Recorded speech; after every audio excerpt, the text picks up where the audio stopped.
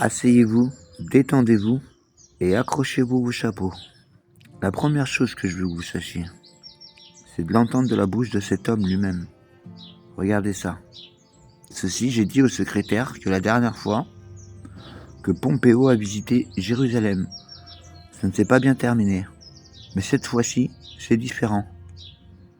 Rome et Jérusalem se sont affrontés sur ces valeurs avec une grande tragédie pour le peuple juif. Mais la nouvelle Rome, les États-Unis, se considèrent comme une nouvelle Jérusalem.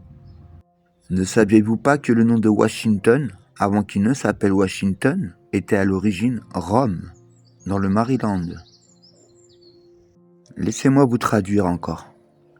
Mais la nouvelle Rome, les États-Unis, se considèrent comme une nouvelle Jérusalem. Nous avons visité la ville originelle sur la colline.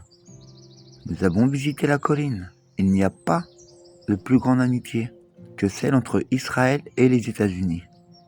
Non seulement il a publiquement appelé les États-Unis la Nouvelle Rome et la Nouvelle Jérusalem, mais il a aussi dit qu'il avait visité la vraie ville.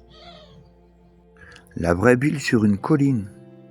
Et il a bien répété « colline ». Eh bien, fait amusant, ne savez-vous pas que Rome est connue comme la ville qui est située sur cette colline? Ne savez-vous pas aussi que même Washington DC est situé sur cette colline, et tout comme la Rome d'autrefois est située sur le ruisseau Tibre? Eh bien, c'est le nom original de la rivière Potomac qui la traverse. Et là, vous avez aussi les noms des 7 collines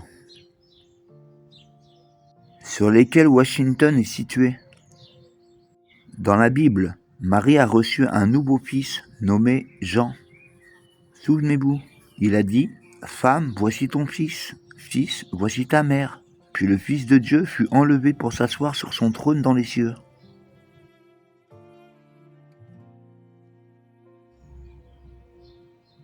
La femme est emmenée pour être consolée un moment. Satan est lâché pour une courte période. Il est furieux car il sait que son temps est court et il va faire la guerre à la femme et au reste de sa descendance.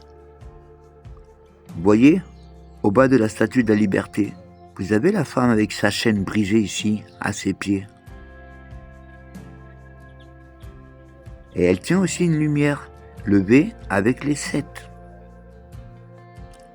Des piliers brillants et des rayons pointés vers les cieux.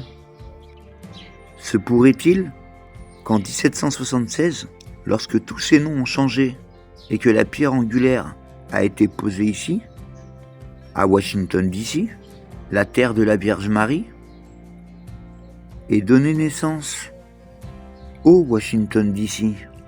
La terre de la Vierge Marie a donné naissance au porteur de lumière du monde, Washington DC, où l'enfant est assis directement au milieu du ventre de la Vierge Marie.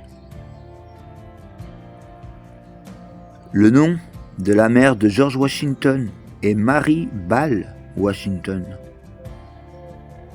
Ne savez-vous pas que le culte de Baal concerne en réalité le dieu de la fertilité, du temps et du soleil, et est lié au culte de la lumière et du soleil? Beaucoup d'entre vous connaissent déjà l'obsession maçonnique pour le culte de la lumière. George Washington est un maître maçon, et il a posé la première pierre angulaire de Washington DC, de la Vierge Marie. Et il est aussi appelé Baal. Allez explorer ce terrier du lapin. Et je ne veux pas m'arrêter là. George Washington fut le premier président de Mary Ball.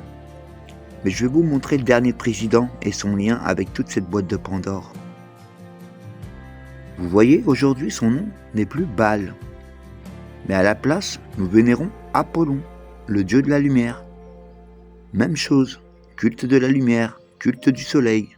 Savez-vous quel président est obsédé par Apollon?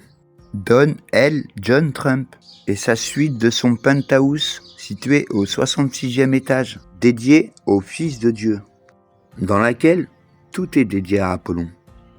Et souvenez-vous, Satan imite le Très-Haut. Si Yeshua était le premier et le dernier, eh bien alors, pourrait-il faire de son fils Lucifer le porteur de lumière? Fils de Shahar, l'étoile du matin, pourrait-il faire de son fils le premier et le dernier aussi?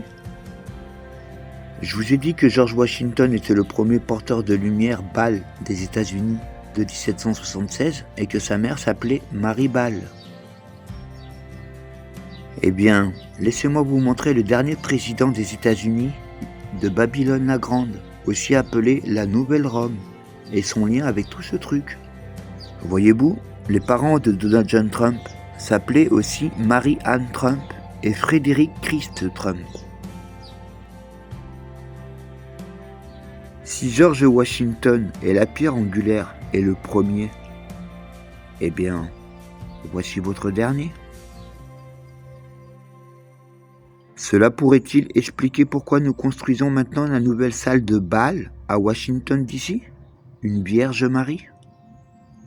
Marie où? Les dimensions de la salle de bal sont exactement les mêmes que celles du temple de Salomon. Incroyable. Ça ne peut pas être plus évident que ça. Alors j'espère que vous vous amuserez à explorer ce petit terrier de lapin maintenant.